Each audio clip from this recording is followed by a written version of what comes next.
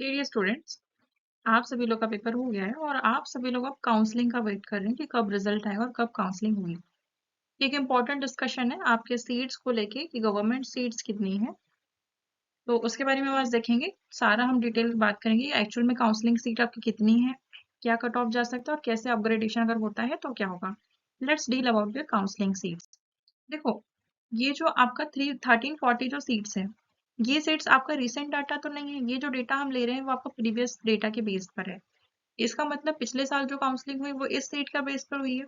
ये हमने previous data ही लिए हैं और बाकी के जो यूट्यूब वाले भी जो भी है, जितना आपने देखा होगा सुना होगा, वो भी प्रीवियस डेटा या लास्ट टाइम के हिसाब से जो चीजें हुई थी, जो सीट्स थे, उसके हिसाब से आपको कट ऑफ बता रहे हैं।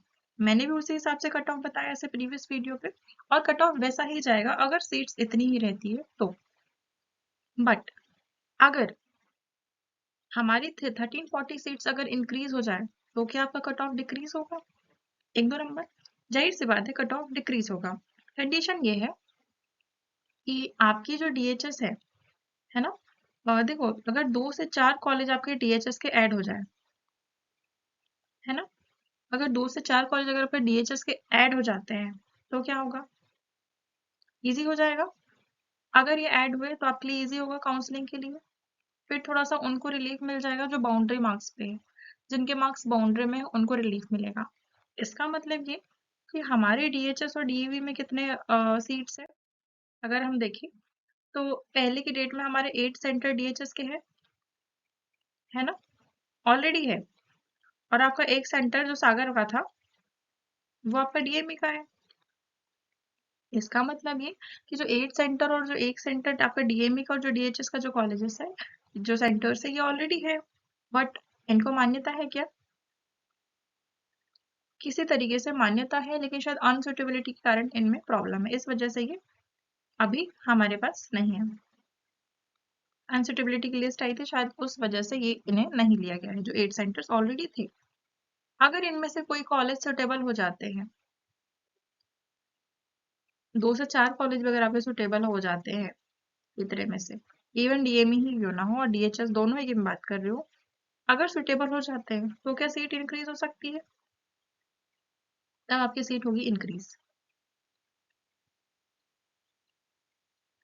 तो फिर आपकी सीट हो सकती है 1500 to 1600, है ना, और इस बेस पे फिर आपका कट ऑफ होगा डिक्रीज। फिर आपका जो मैंने कट ऑफ बताया है जितने कैटेगरी वाइज, उन सबके कट ऑफ फिर एक एक दो दो नंबर डिक्रीज हो सकते हैं। समझ में आई बात? तो अगर अपग्रेडेशन होता है, इन कॉलेजेस का अगर अपग्रेडेशन होता है या ये अभी लेता है, तो फिर आपके चांसेस है कि आपको एक दो मार्क्स और कट ऑफ नीचे जाए और आपको सीट्स और अच्छे से मिल जाए। ये उनके लिए हेल्पफुल होगा जिनके मार्क्स बाउंड्री पे है। जिनके मार्क्स अच्छे हैं उनका वेल एंड गुड है, लेकिन अगर जिनके मार्क्स बाउंड्री लेवल पे है उनके लिए ये कंडीशन की जाएगी। अभी जो आपके रूल बुक में है, रूल बुक में आपके कोई भी कंडीशन ऐसी नहीं दी है, ना ही सीट इंफॉर्मेशन है, ना तो सीट इंफॉर्मेशन है, और ना ही आपके कॉलेज के बारे में बताया है।